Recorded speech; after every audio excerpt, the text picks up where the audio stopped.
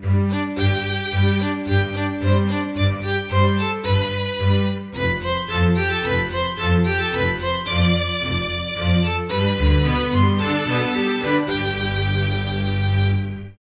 guys, my name is Fabe and welcome back to another episode in the Dinosaur Mine. And guys, I've been busy, believe me or not.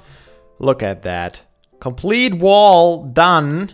I worked on it for several hours yesterday evening, went through all my supplies once more. But look at that, I closed it all off, I even got most of the roof already done. So there's only very little left that we actually have to do, like only this side here. And the roof, I would say. Yeah, I already made it up to this corner here, so only this side, and then I have to connect over the roof, and then the exterior walls are pretty much done, I would say, which is pretty awesome. It was a long time, and I apologize again that the videos were kind of pretty much always the same. But I think you guys will appreciate it once everything is done and we have this awesome looking giant building.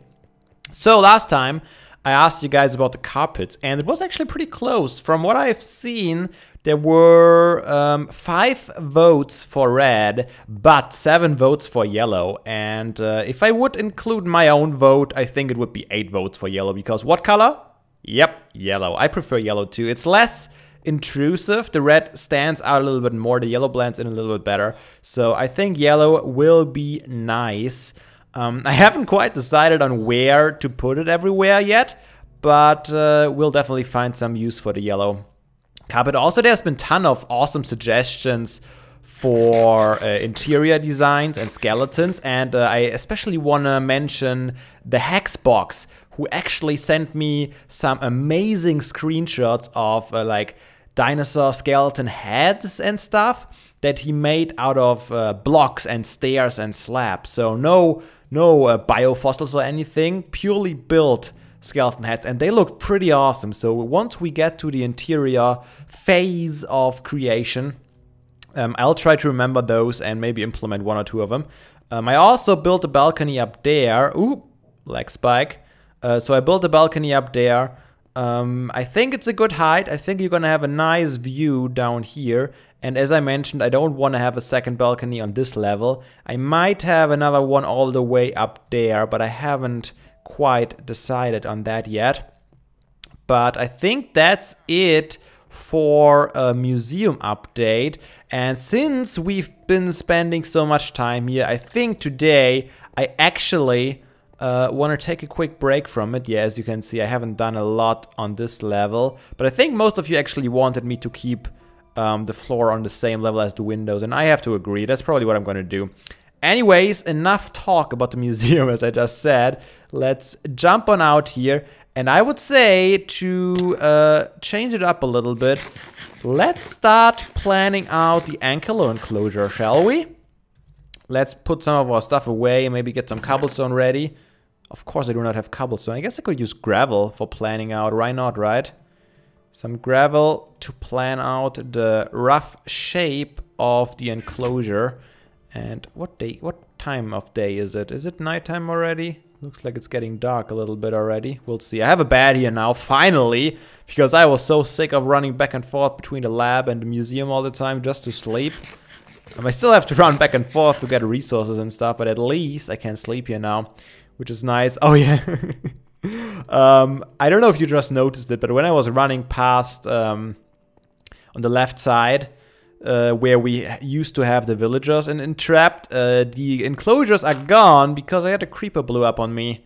And he freed the villager. The villager ran away, followed by tons and tons of zombies. He ran up the staircase and I think he went over on the other side and dropped down again to the first floor. And I think I trapped him somewhere over there in another dirt box. But anyways, we don't need him yet anyway, so that's why I'm just gonna leave him there for a while. So this is gonna be the enclosure in case you've been living under a rock when I was explaining my future plans for this area.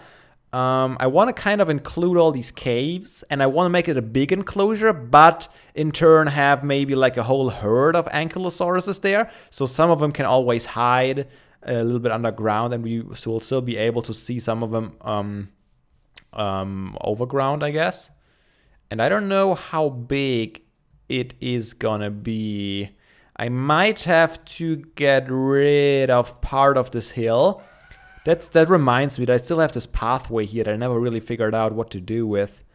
I kind of wanted it to connect back to our shore path along the shore here. And maybe connect back up with Fabe's fried fish. But I never got around to do it because I didn't know what to do with this mountain. And there we go, nighttime already. So let's start from the other side, okay? Let's quickly sleep in the museum and then let's start laying it out maybe from the other side. It's kind of hard to see the terrain very well with all these trees around, but this should be one of the main viewing points. Let's sleep real quick so you can see a little bit better. There we go. Before any mobs are spawning and making our life a living hell. There we go. And yeah. So this should be one of the main viewing platforms. Ankylosaurus should be all around the shore here. And let's see, can I mirror that somehow? I don't know if I really want to, but... Okay, we have a lamp here. And I think I placed the lamps on the other side. And then we have this one, which is placed 3. And then we have the wall. Let's see if we have something similar on the other side. I still love this curvature on the path. Can I just say that? I'm really, really proud of this one because it looks really, really nice with this row. Oh, that's not what I wanted to do. Gravel. Who cares about gravel? Yeah, I made it actually. So this would be where the enclosure would have to line up if I would really want it to keep this way. Of course, I have to close this off still like I did on the other side. That shouldn't be too much of an issue. And I'm still eating melons. I'm such a scrub. Okay, so let's say we go along here. We'll have to get rid of some of the trees. How would that be? There's a little bit of a hole here, which I could possibly fill in if I really would want to. If that would be too much for my taste. Okay, let's just place some more gravel along the line so we can imagine how it will look in the end. Over here. And then getting rid of some more trees. Going up here. Yeah, that seems like kind of fine because that kind of separates the hilly area from the valley down here. I'm still on the right line. Yes, yes, I am. Okay, so how far do we want to go? Feels already pretty far. I don't know where these caves are. Okay, let's see if we can see anything from up here maybe. Not really. I don't see anything there. I could go all the way up to the shore, which is not what I want. You know what I could do? Oh, there's the cave here. Alright, there's the cave system that we have to work with. So we aren't that far along. Oh, we are actually that far along. This thing is pretty big. You know what we could do? We could take this path here. And instead of connecting it up with Fabe's fried fish, we could take it around and go in this direction here. So let's say we have it going a little bit curved over here and then swoop over to this side. And so this cave might not be within... I think I wanted this cave to be within the enclosure though, didn't I? Put some let's jump down there and see for ourselves what's going on here. There's a skeleton going on there. I don't want to meet him quite yet. Yeah, this is definitely something I would like to be part of the enclosure. Because it could be kind of cool having the dinosaurs hide in here. Of course, I have to make sure... Oh, another skeleton that I don't want to meet. I have to make sure that they don't get stuck. But yeah, it isn't too far actually. With the water here... The cave system is already starting here and it goes on and on all the way back there. So we definitely have to include that in the... I might even put like a glass roof over the cave so people can actually walk over it and look down. Maybe to see some dinosaurs in the caves. That might be a cool idea. Let's check it out again. How far back is it? Yeah, it is pretty far back. So if I would cover this all up with glass... and say have it like an outlook So you can just look straight down and observe. And then I could already stop the enclosure around here so they can get up here, but they will mostly be down there probably. It's gonna be hard. I'm gonna need a lot of dinosaurs in here. Otherwise, people won't get to see any of them, right? But this seems big enough. I can include this little area here too. As I said, it's gonna be hard to make sure that they don't get stuck in these caves for too long. Okay, but we can do that. Like crossing over before the cave entrance and covering it up with glass. So let's say, how about this area? Like so. Would that be okay? We could even go with a couple more blocks. It's definitely going to be an interesting project, and I haven't decided on the fence design yet. Kind of want to try out something new, but at the same time, I would have to come up with a new idea to do that. Okay, let's say we do it here. I guess we'll have to move it again anyways once we figure out the periodicity of the fence design. We'll have to move it around. Okay, like this. This fits almost perfectly. So around here we will end the enclosure. It is a big one still. If you imagine it all going all the way to the museum, it's quite hilly, but I think it's gonna be cool. So you know what? I think it is already time to put some thought into a nice fence design so we can start laying it out, because the faster we can lay it out, the faster we can get maybe a test Ankylo in here and see where he would get stuck, and then work on the different areas. Can Ankylos swim? I don't think they can.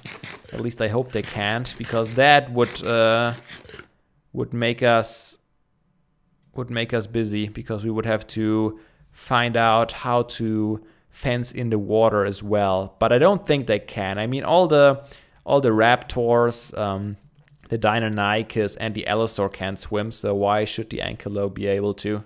Alright, I did some brainstorming. I came up with a pretty simple, once again. I mean, I have to keep these fences at least somewhat simple because I have to build so many of them. I can't have like huge intricate structures. I've already got that covered with the museum. So I've come up with something relatively simple and relatively cheap, hopefully. And what I'm going to use is concrete. And not this form of concrete, but the brown one, the weathered concrete. I think it has a nice color and kind of looks really, really fitting. And I'm also going to use some glass panes. The borderless glass panes, I believe, are the ones that I want. And also a bunch of carpenter's wedge slopes that should give a nice modern looking shape. Oh, and some of the carpenter's blocks, I think, as well. So let's see, where do we want it to start? The best place would probably be right here. Should I have it like this?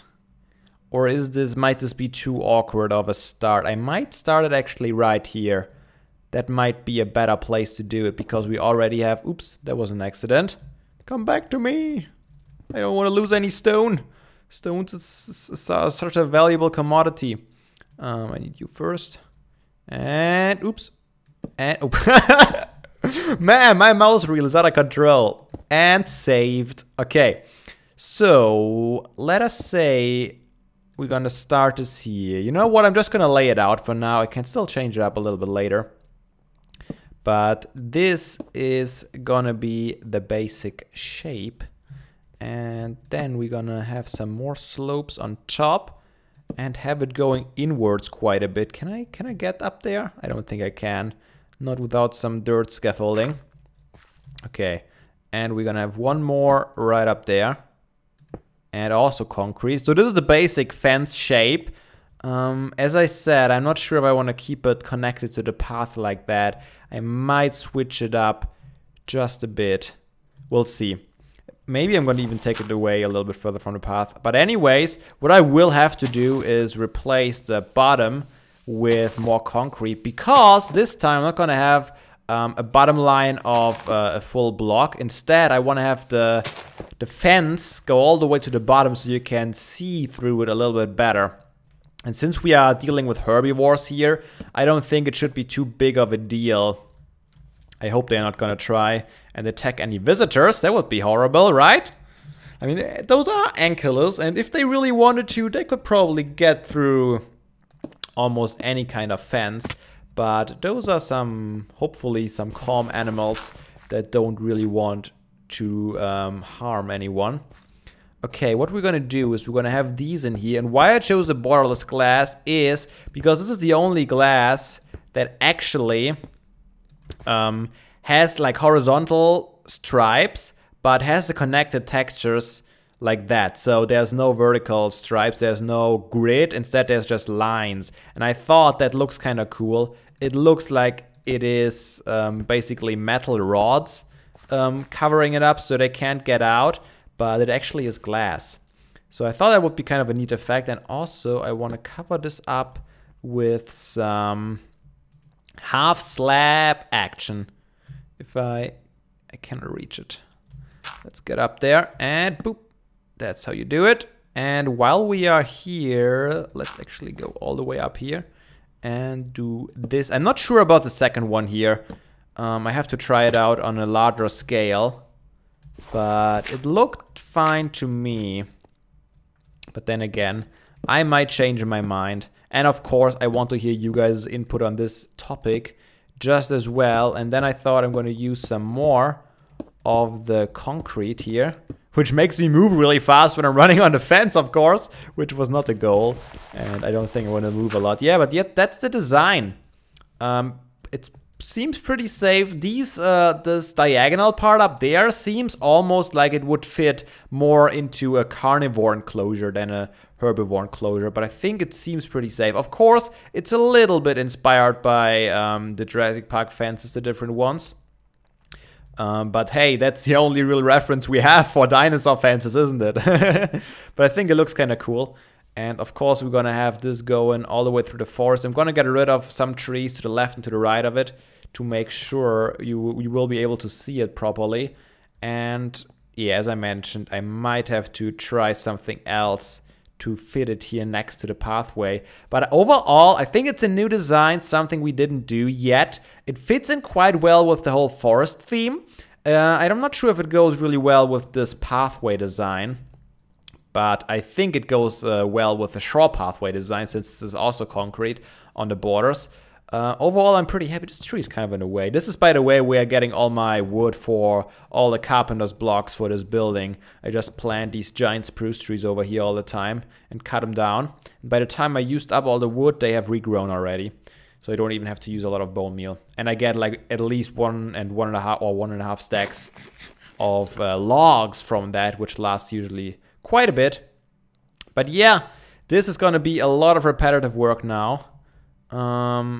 I'll figure it out and I'll see you once I made significant progress or I ran out of time to do stuff for today. Alright, I think it's time to give you guys a little bit of an update. I've been working my butt off here for quite a bit of time, but I'm pretty happy with the results. So I got the fence all the way down here. There's still glass missing. I have some on me, so I might fill in some more later. But I mainly focused on the scaffolding and the rough structure first, the concrete parts, and it looks pretty nice. I'm not so happy with the height differences here, but I think this is the best that I could do, and it's not a bad transition. It will work. We might have a step for the pathway here, and we go all the way around back here. Still haven't gotten rid of the gravel yet. I had to, oh, wow, these lag spikes today are kind of weird. I had to adjust how far we go back a little bit. So if we go here, you guys see that this is the cave that I want to cover up with a glass floor. And I initially wanted to have the fence here, but I moved it a couple of blocks over here. So this is where it is now. All done. And oh, I guess I haven't done the cross struts yet over here, but pillars are all the way around. We have a diagonal face here, and this is gonna connect up to this pathway eventually. And then we go all the way up back in front of here. I filled in most of the glass here. Skeleton's already contained in the enclosure. And I still haven't quite figured out how I want to do it here, because the thing is that the dinosaurs will be down here and there's already kind of a wall there, so it would be kind of weird to have the fence like a double fence there, so I don't want to use one here. However, I gotta come up with a way to connect this fence up with the wall here, but I'll figure that out. However, guys, I'm out of time for today, so I hope you guys enjoyed it. A little break from the museum. I'm gonna try and see if I have some time at my hand. I'm gonna continue working on it off camera, of course, so we can get the exterior done, because once that is done, we can finally start some new stuff on the interior, which is more exciting, I think, because you've seen the exterior all the time now, and once we get to the interior, I think things gonna brighten up a little bit more. But yeah, I hope you enjoyed, and I hope to see you all again in the next episode of the Dinosaur Mine. Until then, have a nice day, and seriously, guys, don't be daft, play some Minecraft.